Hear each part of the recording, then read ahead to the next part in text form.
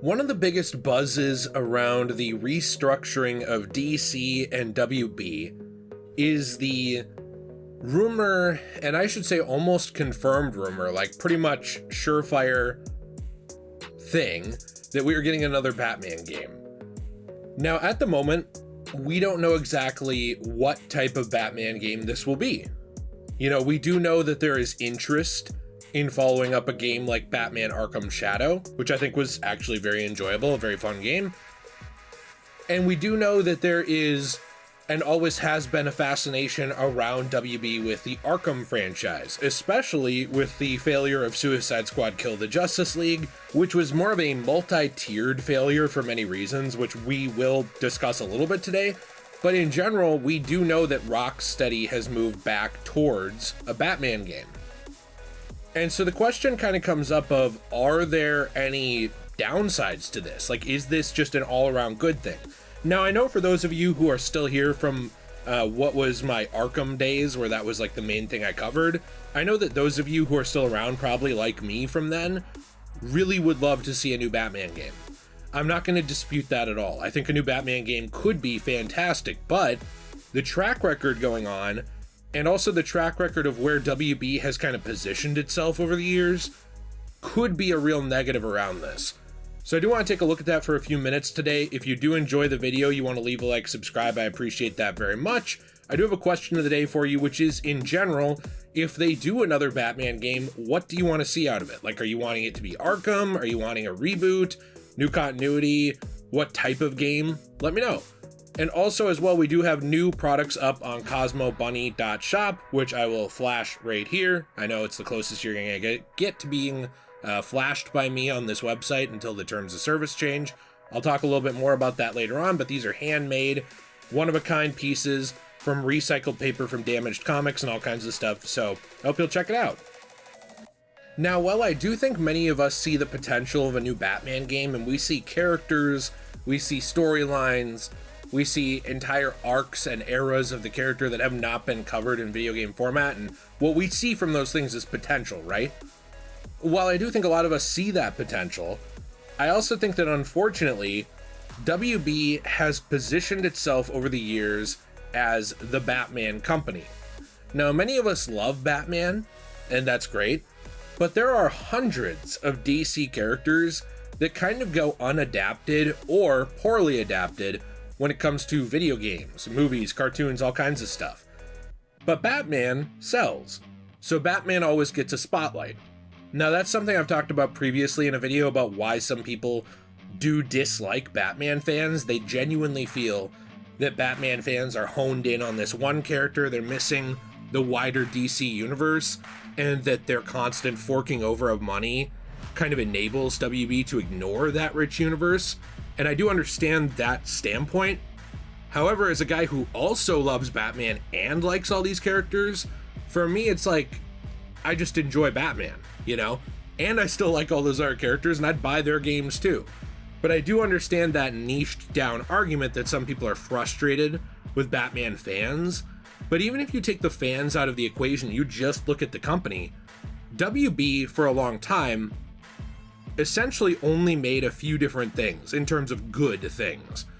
And most things weren't even green-lighted outside of this, even for bad games. But for good games, they made the Arkham series, they made Lego Batman, or Lego DC superheroes or supervillains, you know, that kind of tier, like that kind of version of Lego. And then they also made Injustice. Now, Injustice hasn't really gotten anything since Injustice 2, and many people are very sick of that universe. They're tired of evil Superman, they're tired of that version of the characters. A lot of people, when I talk about Injustice, don't even want a third one. So you've already got a contentious one right there, but that was the most variety-based thing that they were making. The other two are really, really focused on Batman as a cornerstone. And so you end up with WB and DC in this position where they can't sell anything else, and they're too lazy to build up those other characters, which, despite people being frustrated with things like the DCEU, where it went, fans of it being frustrated with how it ended, I will give James Gunn that he does want to build up side characters, that he does want to do stuff with people other than just Batman. So I will give him that. But at the same time, DC and WB have been unfortunately very resistant in past administrations with doing so. And because of that, they've ended up in this position where they have to go crawling back to Batman. Not necessarily even because it was an artistic choice, but because it was a David Zaslav level Discovery type choice to try to make money in the gaming division. And that kind of leads to the question too of not just is WB boxing themselves in again by pursuing this, but also is WB pursuing this for the right reason? Now, I don't think any of us have a problem with people earning money from their creation. Obviously within reason. I mean, people have their critiques of capitalism or unchecked capitalism or things like that. But in general, I think most people see art and they want artists compensated. They want them to be able to live a life, if even for selfish purposes, to make more art. Video game development is the same way. Nobody's out here being like, hey, that game shouldn't make money even though I liked it. No one's really doing that. But if WB is only going back to Batman for money, then we might have a situation on our hands similar to what happened with Suicide Squad Kill the Justice League, where this game was being pursued because of money. It was being pursued because of the lucrative market around live service games. The idea of, oh boy, we can sell this little thing, that little trinket, get you to buy this, get you to buy that. That was so much of a push because of games like Fortnite, PUBG, a lot of the MMOs, things like that monetized over the years, but it wasn't done well. Those things at least do it well. Like, for example, Fortnite. I have a Fortnite creator code. I never miss an opportunity to shill that code because that code actually helps this channel more than uploading several videos does, which is insane to me. Like, people are very generous with that kind of thing. But the thing people like about Fortnite is that they know what they're getting, and what they're getting is usually the quality that they want it to be. And it's not just like ham-fisted in there for no reason. It's in a free game.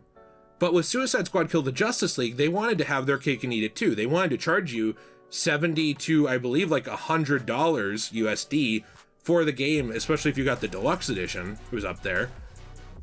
And they also wanted to sell you all these little things. They wanted to be like Call of Duty, where they don't give you something for free. They just try to charge you for a game and make you buy all this other stuff. And people view that inherently as very selfish, as very greedy. And that was something that was the opposite of the way the Batman Arkham franchise was. Yes, there were skins. Yes, there were, all these costume sets. There were challenge maps and things like that. But everything was packed full of personality and character because the art was being pursued first. The very first goal was to make a good game. But the very first goal with something like Suicide Squad Kill the Justice League obviously was not that. And even, I would say, the goal around something like Gotham Knights, which was a better game than Suicide Squad, at least in terms of its story, its world, its characters, but it very much felt like a gutted live service game. And there were a lot of rumors that that's what it was, that it was originally meant to be a thing to sell you that gear, to sell you kind of loot box type stuff to upgrade Red Hood or Batgirl or whatever. And that because of a lot of pushback, they pulled that out. But even when we're looking at that, the game doesn't feel like it prioritized art first. And so if WB is prioritizing money first, I mean far above the art side of it, I don't think we're going to get something that is of the quality and the standards set by the Arkham titles. Now, were those games perfect? No. But the creators were always extremely passionate about delivering a high quality, character-driven, mysterious world filled with action, detective work, all kinds of stuff like that, that really scratched that itch of what a superhero game was for people, especially in an era where superhero games were on and off in terms of quality. Like, some were very high quality. You had games like Spider-Man 1 and 2 for the Raimi movies. You had games, even later on, like Web of Shadows and stuff like that. Like, there were fun Spider-Man games, but a lot of characters that weren't Spider-Man around that time, it was really hit or miss. And so for Arkham to come out and deliver this consistent quality across multiple titles was a huge deal. Those are big shoes to fill. So I guess for me, when I'm looking at this, I'm looking at, WB boxing themselves in, I'm looking at this as well, which is essentially are they just pursuing money or are they pursuing art with the hope of being paid? Those are very different things. But also, kind of on a final note, are the people who are at Rocksteady still people who are capable of delivering that high quality experience? Now, I don't necessarily mean that they're brain dead, like that they're like sitting there kind of unable to code and unable to do anything or whatever. I'm not saying they're stupid, but what I am saying is that a lot of people have left that company over the years. I mean, there was recently talk about a new Sly Cooper game from, Sucker Punch, and this is just a small example. And when asked how many people would be excited about making it, because, it's kind of like how many people are still around from those days, it was something like 10% of the studio. I mean, you have to think, there is a huge turnover in the video game industry where people are laid off all the time, but also people leave to pursue better, different things. You make a game like Arkham and you show up on the credits as like the lead level designer or something like that, there are going to be other people who say, hey, I'll give you 10 grand more a year than they're doing, come to my studio. And so you have a lot of moving around, you have a lot of shifting of this personnel. So not only do you have a lot of people that are gone, but also when I'm looking at Suicide Squad, I'm looking at what they did with certain characters that used to be in Arkham and what they did with some of the writing around these people, and I'm not impressed. You look at the writing around Batman, and while I do like the idea of him joining the Justice League and opening up a little bit, like there's good nuggets in there, you also have a guy who was dumb enough to get onto Brainiac's ship just because Superman said have a little faith, and then the whole Justice League got captured. When I'm looking at the way they did Harley Quinn, they have a whole scene where she opens her locker and sees her kind of sexier outfit from Arkham Knight and basically says not a chance and slams the locker shut, right?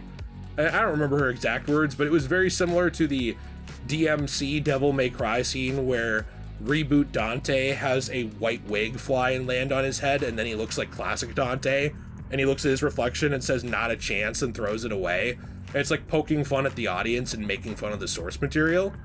There was a lot of stuff like that in Suicide Squad Kill the Justice League, where it did feel like the people who were on that writing staff were embarrassed of what they had created in the past. They were embarrassed of their misogynistic objectification of women, or whatever they call it, with the the slimmer builds and the skimpier outfits for characters like Catwoman, Poison Ivy, Harley Quinn. I mean, they went so far as to make Poison Ivy a child in this game, and they still have weird dialogue between Harley Quinn and Poison Ivy, which at times was kind of uncomfortable, like almost a tiny bit pedophilic. So it's like they were trying really hard to toe the line between what would not get them in trouble and what was widely accepted at the time, but also still kind of dropping the ball on the writing department. And I look at that and I say, well, Suicide Squad Kill the Justice League was not that long ago. I look back at the quality of Arkham City. Yes, I would expect a lot of people to have left Rocksteady by now, but I look at Suicide Squad, I wouldn't expect tons of people to have left Rocksteady. Do I really trust those people, if they are the same people, with creating a high quality thing like this? Do I trust them with a high quality return to the Batman franchise? I don't really know if I do. Now, I'm not saying they can't do it. I'm not saying it's impossible. I'm not even saying it for sure will be bad. Like, I don't like to get on here and just be negative Nancy. My point isn't to say that everything in the world sucks, but I do think there are a lot of downsides with returning to this franchise if it's done for the wrong reasons or with the wrong people. And I just truly hope that that isn't the case, because these games mean so much to me. I met two of my best friends partially through these games at school, me bonding over playing them and being excited for Arkham City. I am that old that when Arkham City was launching, I was in basically high school and I was nerding out over it with friends. I remember meeting my wife partially through making content around Batman Arkham Knight. Like, these games mean a lot to me. They probably mean more to me than some people who work at Rocksteady, genuinely. And so to kind of see where Rocksteady's been, to see where WB has been boxed into, where they'll ignore all of these other characters and put no effort towards them, to kind of see them pursuing surefire hits, which I understand due to years of failure, but Are they pursuing them for the right reason, or is it just because it's going to be a surefire hit?